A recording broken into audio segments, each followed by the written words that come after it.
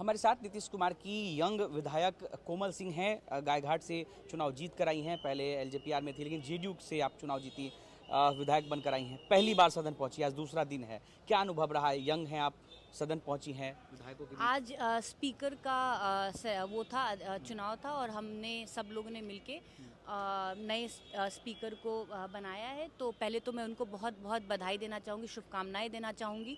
बहुत अनुभवी है, गार्जियन स्वरूप है और हमें पूरा विश्वास है कि बहुत अच्छे तरीके से वो सदन का कार्य होगा।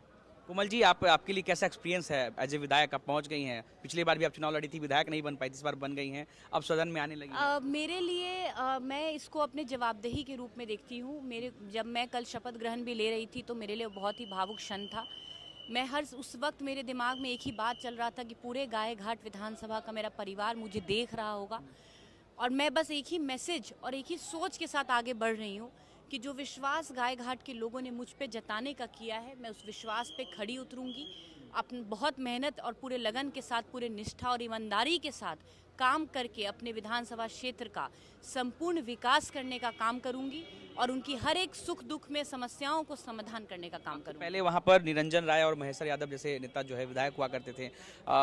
महेश्वर यादव तो लंबे वक्त तक विधायक रहे। क्या आप जब विधायक बन के गई हैं या जब आप प्रत्याशी बन गई थी, तो आपको क्या लगा कि गायघाट में कौन कौन सी ऐसी चीजें हैं जो आप अब विधायक बन गए हैं तो उसको पूरा करेंगे आप? देखिए, हम हमेशा चुनाव के दौरान भी जब हम घूम रहे थे तो ये चीज़ देखने को साफ तौर पे मिल रहा था कि बिहार में एनडीए की सरकार होने की वजह से बिहार हमारा प्रोग्रेस कर रहा है, आगे बढ़ रहा है। खूब तेज रफ्तार में बिहार में विकास हो रहा है, इंफ्रास्ट्रक्चर डेवलपमेंट हो रहा है, कई तरह का विकास कार्य हो रहा है।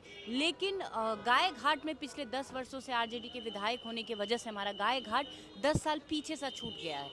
तो मुझे ये महसूस होता है कि मेरे 5 साल के कार्यकाल में मुझे डबल मेहनत करके अपने गायघाट विधानसभा को 15 साल आगे ले जाने का जवाबदेही मेरे कंधों पे है और मैं दिन रात मेहनत करके अपने क्षेत्र को आगे ले जाने का काम करूंगी। लक्ष्य तो ऐसा रखा है मैंने, सोच ऐसा रखा है कि पूरे बिहार में जब विकास की चर्चा हो तो गायघाट विधानसभा हमारा नंबर 1 पे हो। नीतीश कुमार महिलाओं के लिए कई योजना लेकर के आए इस चुनाव में। आप भी खुद महिला हैं, क्या लगता है विपक्ष जिस तरीके से आरोप लगाता है कि नीतीश कुमार ने वोट खरीदे महिलाओं को लालच देकर के, आपको क्या? देखिए, विरोधी का काम होता है विरोध करना। आप कोई भी कार्य करिएगा, अच्छा कार्य भी करिएगा तो विपक्ष तो सवाल उठाएंगे, वो उनका कार्य है।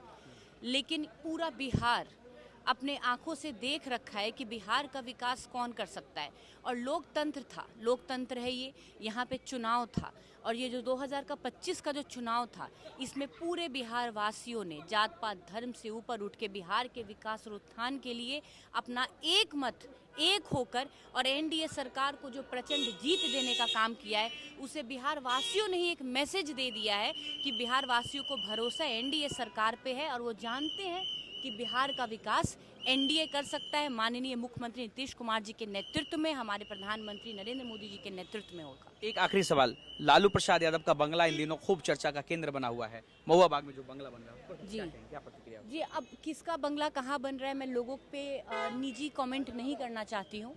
सो I really don't want to आपके कमेंट। सहयोगी दल बीजेपी ने उन पर सवाल खड़े किए, उनके बंगले पर। जी जी आपके सहयोगी दल बीजेपी ने उस बंगले पर सवाल खड़े किए। जी जी, सवाल खड़े हुए हैं तो मुझे इसकी जानकारी नहीं है। जानकारी लेके आपको इस पे जवाब दूंगी मैं। Thank you. देखिए, तो हमारे साथ जेडीयू की विधायक कोमल सिंह थी। और क्या कुछ कहा उन्होंने, आपने सुना है। सहयोगी दीपेश के साथ अनिकेत कुमार, बिहार तक, पटना।